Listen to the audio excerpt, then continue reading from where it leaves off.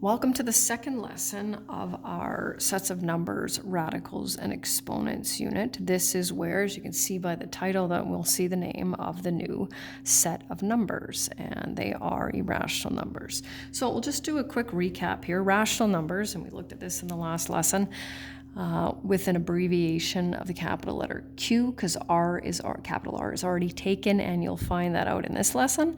A real number, a rational number, is any real number that can be written as a fraction, as long as the numerator and denominator are integers and the denominator is not zero. So what do we have for examples of that? Well, all of the integers, right? Fractions, repeating decimals, and terminating decimals. And that's what we looked at in the last lesson. So I just gave you a few examples there, and we'll move on to this new set here.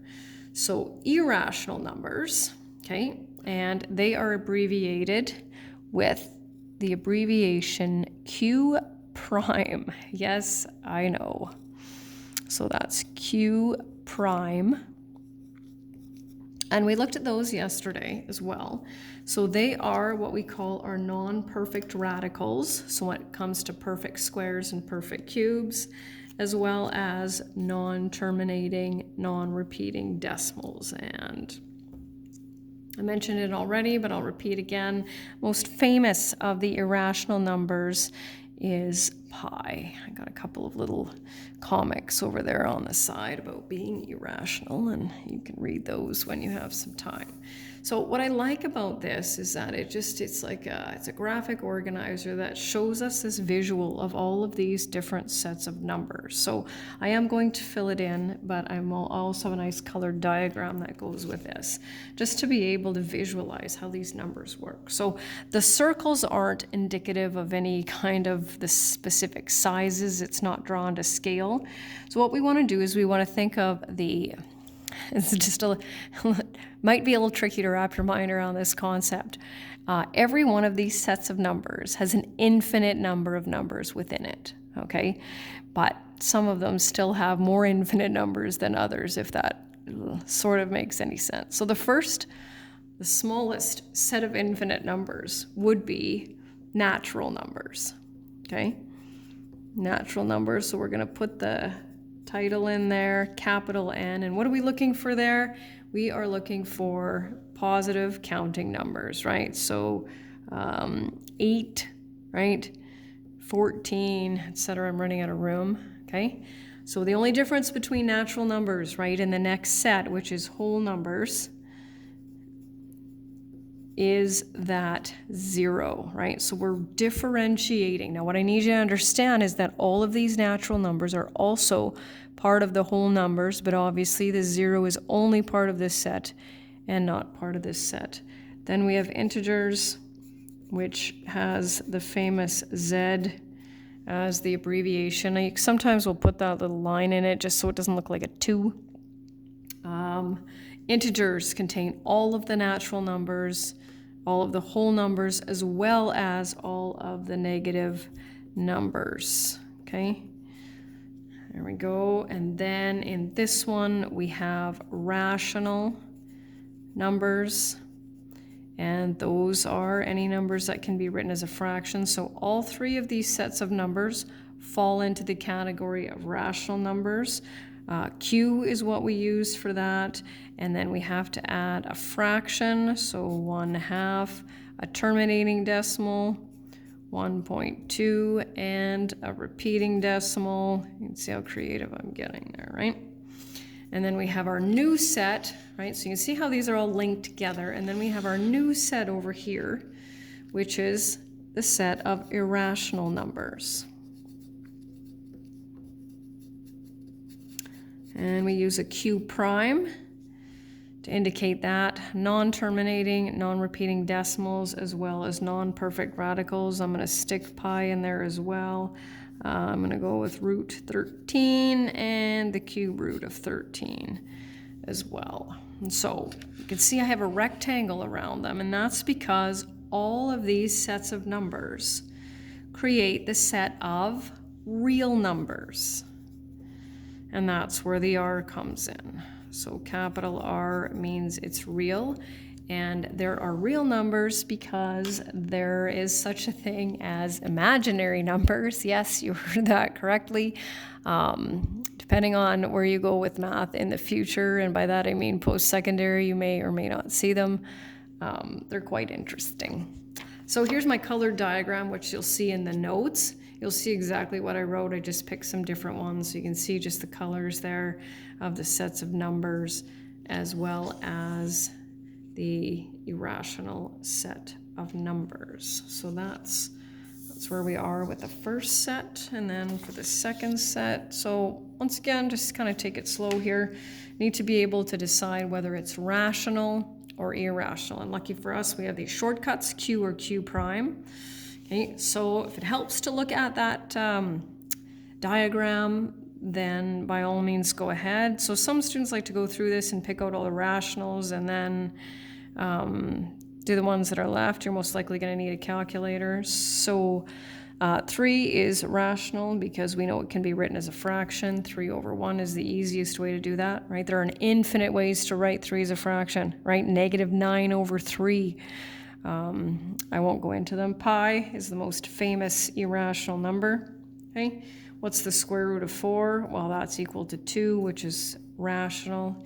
Root 3, and again, you can use your calculator for this, or you can recognize that it falls between the perfect squares of 1 and 4, and therefore is irrational. 21 falls between the perfect squares of 16 and 25, so it is irrational. Oh, I did need to move that over. Written as a fraction, rational. 0 over any other number, right? -17, 4 is rational. Cube root of 8. 8 is a perfect cube, so if you type that into your calculator, you will see that it will give you 2, and 2 is a rational number. This one falls between the perfect cubes of 8 and 27, so it is irrational. And if we're looking for one number that multiplies by itself to give us -125, it would be -5 times -5 times -5, which is an irrational number.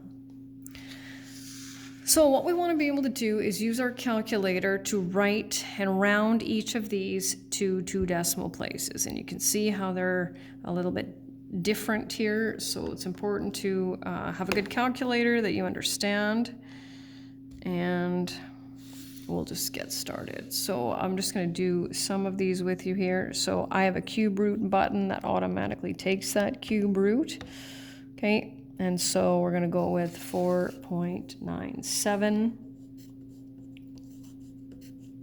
Square root of 11. Square root of 11 gives me 3.3. Now that's 6, right? Because it's a 5 or higher. Bumps that to a 2, so that's going to be 3.32. And we've got 20, 30, and so I'm going to go 4. I have to tell it what I want that number to be, right? 20, 30. Okay, and what that means is that approximately 6.71 times 6.71 times 6.71 times 6.71 will give us, not exactly, but a number close to 2030, okay? And you've got to type this separate. So 3 minus root 5. Okay. Square root of 7 plus the square root of 2 will give us 4.06. And 2 plus the square root of 13, or root 13 is how we're going to call it, is 5.61. And the last thing that we have to do, which is kind of a continuation of, I know what you do in grade 9 as well, you need to be able to place the numbers on a number line. And I know that's something that you've been doing for a long time, and we'll just continue. I find it easiest just to mark if I give you some base numbers. So not that I'm going to measure it, but when it comes to being between here, you should have an idea whether it would be, let's say, closer to here, somewhere in the middle. So what I recommend for these numbers is I recommend converting them to decimals. However, when you place them on the number line, I need them in their original form, okay? So It's definitely possible to do that without converting, right? But most people don't know what that is, so important to type that in. I usually go to 2 decimal places in case there's 2 in between the same set of vertical lines here. So I've got 1.41 here. And for the most part, students don't find this terribly difficult. What I have noticed is sometimes students will put negative numbers on the positive side and vice versa. So just double check. And this is negative 0.25 if you need it. 4th root of 20 is 2.11. And this one is 2.41. So it doesn't really matter. The dots need to be shaded and on the number line. So 1.41 is going to be close to here. Okay, it needs to be labeled, so I don't want to see 5 random dots on here. I need to make sure that I know which one is which. So be careful when you do that, because when you're labeling it, I want to see root 2, because the square root of 2 and 1.41 are the same, right? This is an irrational number, and we've turned it into a rational number just to make it easy for us to plot on the number line. Negative 2.29, I'm going to have to slide over here. So that's going to be approximately here. And that's the cube root of negative 12. Next, we've got negative 1/4 or negative 0.25, which is going to be halfway between here and negative 1/2. And for our last two, 4th root of 20, I can slide over here now. So 2.11. Looking at somewhere close to there, and that's going to be the 4th root of 20, and 2.41 will be approximately right here, and that will be the cube root, remember tuck that in here, okay, of 14. And then you can see below your quiz content, there will be 3 questions. Circling the letters that apply to a given number, just like we've been practicing, write an approximate value to 2 decimal places, and 1 question where you need to graph rational and irrational numbers on a number line. Thanks for watching.